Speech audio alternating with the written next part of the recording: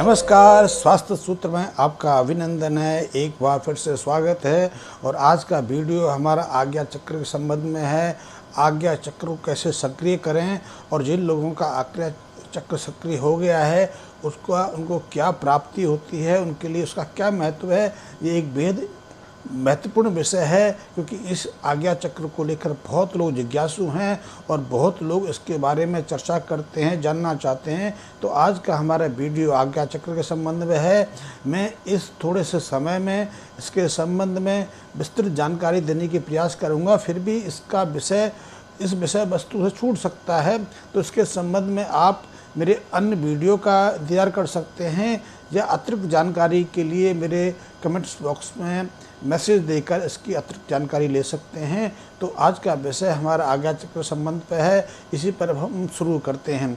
हम एक प्राण ऊर्जा के माध्यम से, एक जीवनी शक्ति के माध्यम से जिंदा हैं, सक्रिय हैं, और यही जीवन शक्ति हमें उत्थान पतन के लिए बाध्य करती है। जब ये जो प्राण शक्ति है, जो ब्रह्मांड व्यापी ब्रह्म ऊर्जा की शक्ति है, हमें जब यथावत मात्रा में सक्रिय रहती है तो हम क्रिएटिव रहते हैं, बहुत सृजनात्मक हो जाते हैं, बहुत निर्णयात्मक जो पद्धति है उससे आगे बढ़ते हैं। लेकिन जब ये जो ब्रह्मांड व्यापी ऊर्जा है, जो जीवनी शक्ति है, जो प्राण शक्ति है, हमें कमज़ोर पड़ने लगती है, निर्मल हो जाती है, इसकी जो आवागमन है उसमें बाधा खड़ी होती है, तो हम अधोगामी हो जाते हैं, हम अपने स्तर से गिरने लगते हैं। तो ऐसे जो ब्रह्म व्यापी शक्ति के जो केंद्र हैं हमारे शरीर के अंदर, उन्हें तंत्र और योग ने विभिन्न संख्याओं में गिना है। तंत्र इसके बारे में 108 केंद्र मानता है, जबकि योग में इसके बारे में 60 चक्र या 7 शरीरों का उल्लेख किया गया है। और आप जैसा कि जानते हैं 60 चक्र बहुत छोटे से हैं, बहुत महत्वपूर्ण भी हैं, और इनके बारे में बहुत लोगों को जानकारी है, बहुत लोग परिचर्चा इस पर करते रहते हैं। तो जो राजयोग की पद्धति है ऐसे 60 चक्र मानती है। इसकी शुरुआत मूलाधार से होती है और इसका जो अंत है या दूसरा सिरा है वो ब्रह्म सूत्र से, ब्रह्म रंध्र से जाके मिलता है, और यहीं हमारा सहस्त्रार चक्र भी जाकर। इन दोनों चक्रों के बीच में 4 चक्र और आते हैं, जिन्हें हम स्वादिष्टान, मणिपूर्ण, अनाहत, विशुद्ध चक्र और आज्ञा चक्र कहते हैं। लेकिन यदि हठ योग की पद्धति से जाएं तो हठ योग की पद्धति में ऐसे 7 चक्रों की मान्यता है, और उसमें एक चक्र सहस्त्रार को शामिल किया गया है, क्योंकि हठ योग की पद्धति श्वास पर आधारित है, जबकि राज योग की पद्धति श्वास और मन पर आधारित है। ये मन और सांस को एक साथ लेकर चलती है। तो राज योग और हठ योग में थोड़ी सी भिन्नता है, लेकिन पद्धति दोनों ही ऐसी हैं। लेकिन तंत्र जो है श्वास के साथ में, मन के साथ में आपकी भावना को, आपकी संवेदना को, आपकी अनुभूति को साथ लेकर चलता है, और इसलिए उसका विस्तृत थोड़ा विस्तृत और थोड़ा जटिल बन जाता है। वो सहज साधकों के लिए संभव नहीं है। तो जो राजयोग की पद्धति है वो किसी के लिए भी संभव है, लेकिन बहुत महत्वपूर्ण है। यदि आप थोड़ा भी चूक जाएं तो पूरे से चूक सकते हैं। तो जो आज्ञा चक्र का संबंध हम बात कर रहे हैं, ये इसी 60 चक्र या 7 चक्रों का एक पड़ाव है, जो हमारे माथे के मध्य में, यहाँ हमारी दोनों आँखों का मिश्रण है। या ज़्यादातर हम में से कई लोग ऐसे हैं जो चंदन लगाते हैं, या स्त्रियाँ यहाँ बिंदी लगाती हैं, या जिसको हम भभूति कहते हैं, उसके स्थान के अंदर हमने आज्ञा चक्र का स्थान माना है। कई लोग इसको त्रिनेत्र भी कहते हैं, थर्ड आई भी कहते हैं। ये बहुत महत्वपूर्ण है, क्योंकि ये एक पड़ाव है, ये एक ऐसा स्थान है हमारे शरीर के अंदर जो हमें चेतन और अचेतन के बिंदु पर ला खड़ा कर देता है।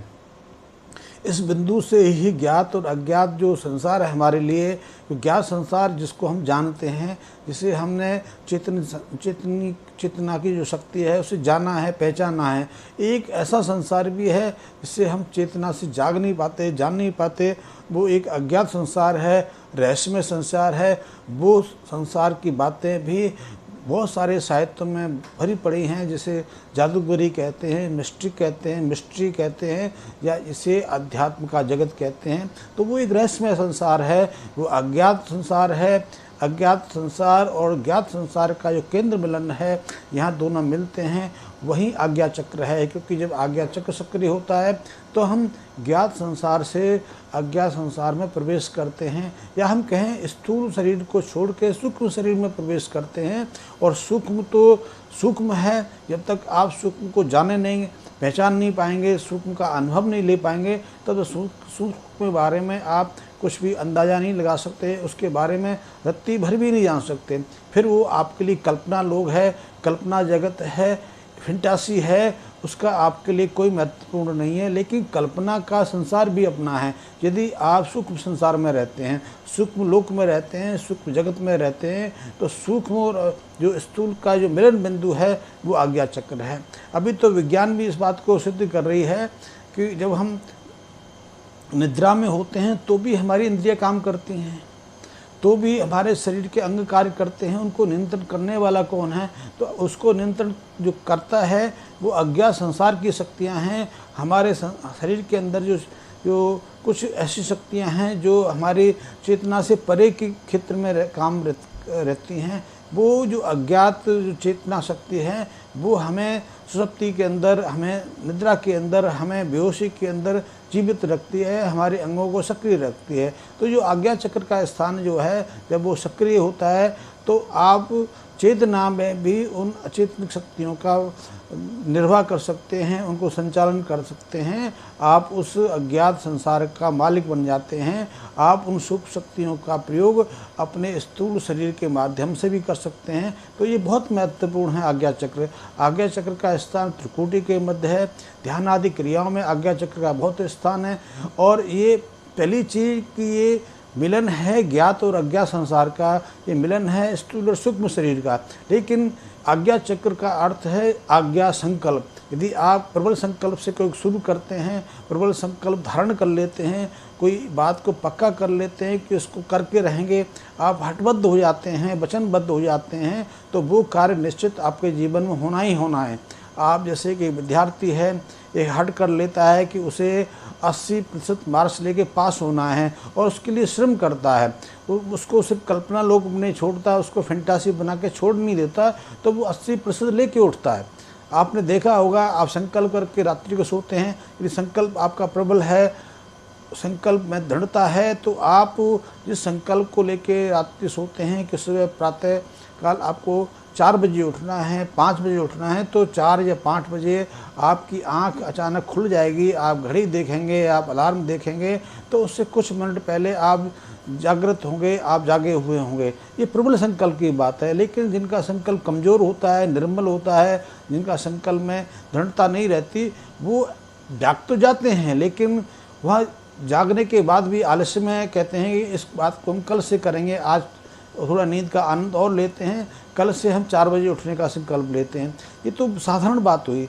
यही बात हमारे भौतिक जगत में है कि यदि भौतिक जगत में कुछ करना है, आपने कोई विज्ञान का कोई अनुसंधान करना है, कोई रहस्यमय चीज़ को जानना है, कुछ सृजन का कार्य करना है, कोई तकनीशियन में कोई सी चीज़ का निर्माण करना है, कोई उपकरण खोजना है, तो यदि आप दृढ़ संकल्पी हैं, आप उसमें क्रियान्वित हैं, आप उसको संकल्प लेके उसमें लगे रहते हैं, तो निश्चित जानिए कि उसको आप हासिल करें। वैसे भी एक सामाजिक नियम है, इस चीज़ को आप धारण कर लेते हैं, उसको प्राप्त करके रहते हैं। छोटे बच्चे को आपने देखा होगा, छोटा बच्चा माँ बाप से किसी चीज़ को पाने के लिए जिद करता है तो उसको लेके ही शांत होता है, ऐसी हठीवत अवस्था उसकी हो जाती है।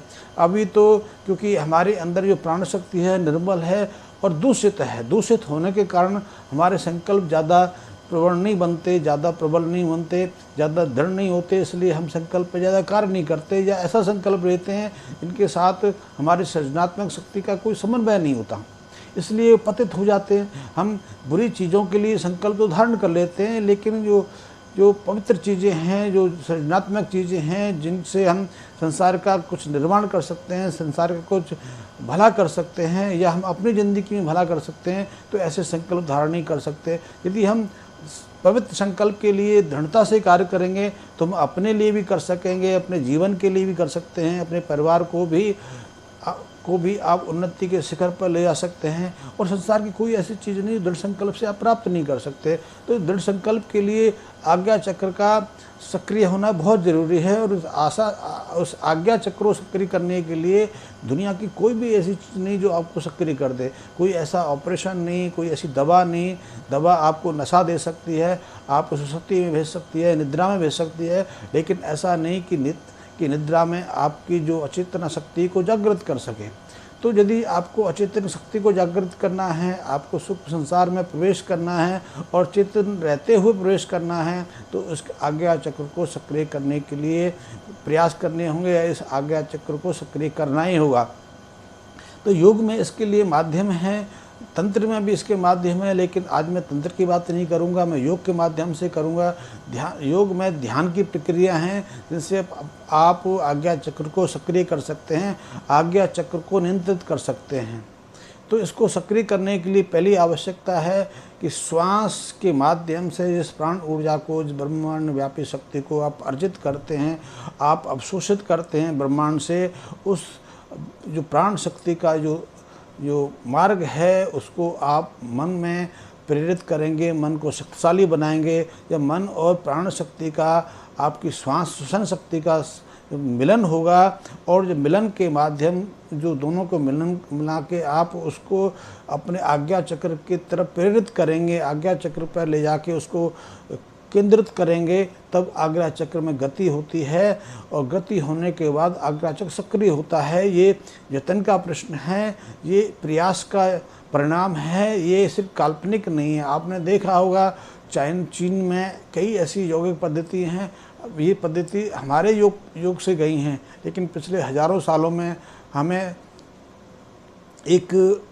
विघटन का सामना करना पड़ा, अक्रांत जीवन जीना पड़ा, हमारे लिए कोई स्थायी वो नहीं रहे। तो हमारे यहाँ तो ये प्रक्रियाएँ सुसुप्ति में चली गई, विनाश में चली गई, या इसमें उथल पुथल मची रही, लेकिन इन प्रक्रियाओं को कई जगह सुरक्षित रखा गया। उसमें चीन भी है, थाईलैंड ही है, नेपाल है, ऐसे कई देश हैं यहाँ ये प्रक्रियाएँ सक्रिय रही हैं। तो चीन में एक पद्धति है, इसको कुंग फू कहते हैं। उस कुंग फू में का तो एक केंद्र भी चाइना में आपने सुना हुआ, शाओलिन टेम्पल। अभी तो वो उतना ज़्यादा इफेक्टिव नहीं है क्योंकि वहाँ कम्युनिज्म सरकार उस पर निगरानी रखती है, उसको नियंत्रित रखती है। लेकिन पहले शाओलिन टेम्पल के जो बौद्ध भिक्षु होते थे वो कुंग फू को साधते थे। कुंग फू में शरीर, मन और श्वास को केंद्रित किया जाता है। शरीर का अर्थ है किसी केंद्र पर श्वास और मन को एकाग्र करना। श्वास और मन के जो प्रक्रिया है उसके माध्यम से शरीर का वो बिंदु इतना कठोर और इतना सख्त बन जाता है कि वहाँ आप ड्रिल मशीन से छेद तक नहीं कर सकते। आपने देखा होगा कई अभी भी ऐसे बौद्ध भिक्षु हैं, चाइनीज योगी हैं जो ड्रिल मशीन तक को भेजने से रोक लेते हैं। वो कील नहीं ठोकने देते, कील पर खड़े भी हो सकते हैं, सिर के शीर्षासन कर लेते हैं एक कील पर। कील तो आपके शरीर में, आपकी खोपड़ी में धंसनी चाहिए, लेकिन नहीं धंसती है क्योंकि वो उस केंद्र को कठोर से कठोर वस्तु से भी कठोर बना लेते हैं। तो जब हम श्वास और मन को किसी एक चीज़ पर लगाते हैं तो आपके सारी ऊर्जा ब्रह्मांड से जितने भी आप प्राण शक्ति को ग्रहण करते हैं उस पूरी शक्ति को उस केंद्र पर, उस बिंदु पर ले जाके एकाग्र कर लेते हैं और वो एक बिंदु इतना हार्ड हो जाता है, इतना कठोर हो जाता है कि वहाँ आपकी स्थूल चीज़ें भी कार्य करना छोड़ देती हैं। आपकी जो वैज्ञानिक मशीन है वो वहाँ कोई प्रभाव नहीं दिखा पाती। तो यदि आप ध्यान के माध्यम से, ध्यान की प्रक्रियाओं के माध्यम से, ध्यान में कई प्रक्रिया हैं, ध्यान कोई शब्द नहीं है, ध्यान कोई चिंतन मनन नहीं है, ध्यान कोई आंख मूंद के बैठ जाने की प्रक्रिया नहीं है। ध्यान है श्वास और मन को एक साथ जोड़ने की प्रक्रिया। श्वास के बारे में आपने जाना होगा, लेकिन मैं सांस पे ऐसे कई वीडियो बनाने वाला हूं कि श्वास के सही माध्यम को समझ सकें, प्राणायाम की प्रक्रियाओं को सही समझ सकें कि प्राणायाम सिर्फ अनुलोम विलोम नहीं है, प्राणायाम भस्त्रिका प्राणायाम नहीं, कपालभाति नहीं, या सूर्य भेदी नहीं कि एक नाक से सांस लो, दूसरे से छोड़ो, दूसरे से लो, पहले से छोड़ो, या दोनों से एक साथ तेजी से नहीं। श्वास है कि आप एक नासा से श्वास ग्रहण कर रहे हैं या श्वास को अंदर ग्रहण कर रहे हैं, और श्वास को जब अंदर ग्रहण करते हैं तो श्वास अंदर जाके कुछ देर के लिए स्तंभित होती है, श्वास का कुंभक होता है, श्वास वहाँ रुकना चाहती है, फिर श्वास बाहर निकलती है, बाहर निकल के भी वहाँ कुंभक होता है। कुछ क्षण ऐसे आते हैं यहाँ आपको ना श्वास लेने की ज़रूरत होती है ना छोड़ने की ज़रूरत होती है, वो अल्प रहते हैं। श्वास आप कुछ सेकंड के लिए लेते हैं, जो कुंभक की प्रवृत्ति तो सेकंड के भी सैकड़ों अंश थोड़ी होती है, लेकिन आप प्रयास से जब कुंभक की अवधि को बढ़ाते हैं तो वहाँ उस स्थान पर जाके श्वास आपका सम हो जाता है, और इस सम में यदि प्रवेश कर सके तो आपके लिए जो प्राणायाम का महत्व बनता है, प्राणायाम का पूरा उपयोग होता है। प्राणायाम प्रक्रिया नहीं है, प्राणायाम अनुभूति है। यदि आप अनुभूति कर सकते हैं तो आपके लिए प्राणायाम है। इसी तरह यदि प्राणायाम श्वास को मन के साथ संलग्न करना है, मन के साथ जोड़ना है और दोनों को किसी एक बिंदु पर जाके केंद्रित करना है, तो वहाँ आपकी प्राण शक्ति वहाँ प्रवाहमान होती है, उस बिंदु को सक्रिय करती है, उस बिंदु को जागरण करती है, तब वहाँ ब्रह्मांड व्यापी कोई शक्ति का जागरण होता है। ऐसी शक्ति का जागरण होता है जिसे हम सिर्फ अनुभव कर सकते हैं। इसके बारे में ग्रंथों में विस्तार पूर्वक लिखा गया है, लेकिन वो हमें कल्पना लगती है, वहाँ यथार्थ होता है। तो ऐसे यथार्थ से कुंफू का जो योगी है, कुंफू का जो मास्टर है, अपने शरीर के कुछ केंद्रों को इतना हार्ड बना लेता है कि यहाँ आधुनिक मशीनें भी काम नहीं करती।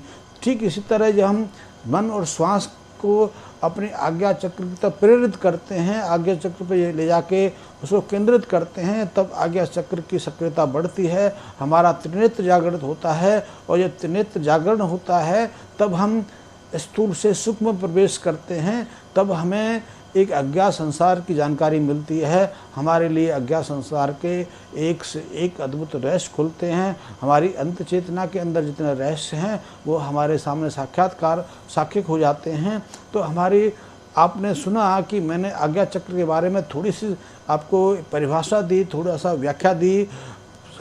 आज्ञा चक्र के बारे में हम विस्तार से बहुत कुछ कह सकते हैं और आगे के वीडियो में इसके बारे में कई चर्चा करेंगे। आज मैंने छोटी सी जानकारी आप आज्ञा चक्र के बारे में दी, और यदि आपको मेरा वीडियो पसंद आया हो तो इसको मेरे चैनल को अवश्य सब्सक्राइब करें, और जो आपके मित्र हैं जो इस विषय में रुचि रखते हैं, ऐसी विषयों को जानना चाहते हैं, उन तक सब्सक्राइब करें और अगले वीडियो तक मेरा इंतजार करें। धन्यवाद।